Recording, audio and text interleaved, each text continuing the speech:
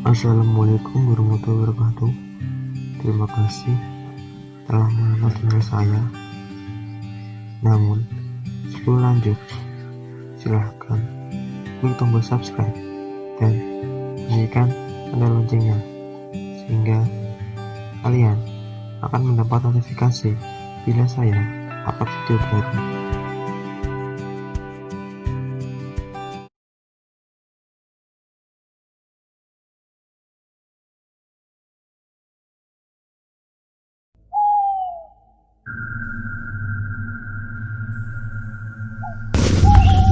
Beberapa jalanan di Indonesia memang masih dikelilingi hutan, bahkan sekalipun jalan raya.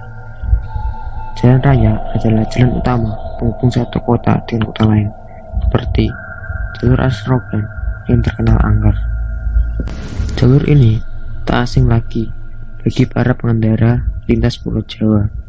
Alas Roban sendirinya dulunya adalah kawasan hutan jati yang dikenal sebagai tempat buangan mayat korban penembakan Petrus tahun 1980-an.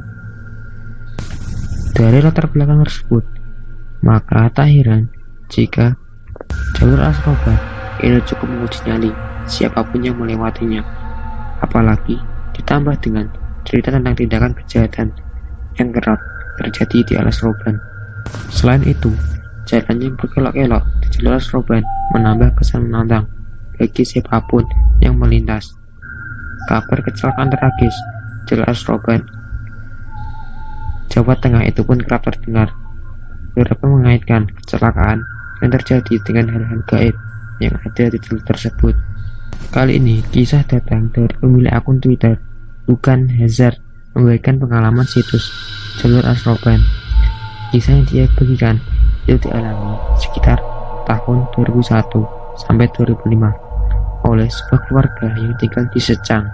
Kala itu, satu keluarga ini berencana hendak mudik ke Jakarta melalui jalur Alas Roban. Mereka berangkat sore supaya perjalanan lebih santai dan tak bertemu dengan lalu lintas yang ramai. Mereka berangkat sekitar pukul 16 waktu Indonesia Barat. Keluarga itu tak merasakan firasat apapun saat melalui perjalanan. Sekitar pukul setengah 10, mereka mulai memasuki area Alas Roban. Jalanan berliku mulai terasa, begitu juga dengan suasana mencekam yang turut terasa. Si bapak yang mengendalikan laju mobil pun mengurangi kecepatan mobil karena kondisi jalan yang semakin gelap, berkelok, dan penuh tanjakan. Sisi kanan dan kiri jalan adalah jurang.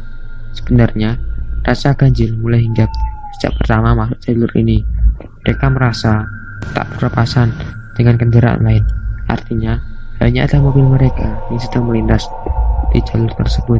Padahal jalur tersebut adalah rute yang seharusnya ramai kendaraan menuju kota Tegal. Tiba-tiba di tengah perjalanan, mobil yang mereka tumpangi menabrak sesuatu. Si bapak terngangkat turun untuk melihat kondisi, tak lupa membawa senter. Sedangkan si ibu dan kedua adik tetap di dalam mobil. Anehnya, tak ada apapun yang ditabrak. Bekas berupa lecet ataupun lumpur yang menempel pun tak terlihat di sepanjang bodi mobil. Pemeriksaan mobil pun dilakukan berulang kali, tapi hasilnya masih sama. Heran pasti, tapi perjalanan harus dilanjutkan. Sekitar tengah malam, hujan mulai turun. Meski rintik-rintik, tapi cukup mengganggu pandangan pengendara. Maka si bapak terus membunyikan klakson setiap akan memasuki tikungan tajam. Tak lama, dari kejauhan terlihat cahaya neon. Merasa bersyukur karena merasa sudah melihat pemukiman, tapi rupanya itu hanya sebuah warung makan pecel lele kecil yang berada di sudut tikungan bawah pohon. Keluarga itu memutuskan untuk singgah sebentar di pasak penanda jalan yang tak sengaja minum si kakak. Tertera keterangan kilometer 15. Kok jam segini masih buka, Pak? Pak jualan sendiri. Si kakak iseng bertanya saat memesan makanan dan minuman panas. Iya mas, ini sudah mau tutup kok. Masnya datang. Saya jualan sama istri saya. Untuk istri saya, jawab si pedagang. Keberadaan istri yang ditunjuk itu mengherankan si bapak dan kakak. Pasalnya si istri itu berdiri di pintu, sedangkan saat mereka masuk artinya menyadari keberadaan si istri. Tapi hal itu tak terlalu dipikirkan. Setelah kenyang, menyantap makanan yang rasanya cocok di lidah mereka, keluarga itu melanjutkan perjalanan lagi. Tapi saat masuk mobil untuk kedua kalinya, si kakak tersandung pasak penanda kilometer 15. Kondisi area Las Roban yang masih hujan rintik, tapi tak menghalangi mereka melanjutkan perjalanan.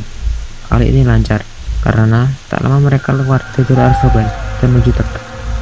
Tapi perjalanan yang lancar itu terjawab saat keluarga tersebut kembali ke rumah mereka melalui jalur yang sama.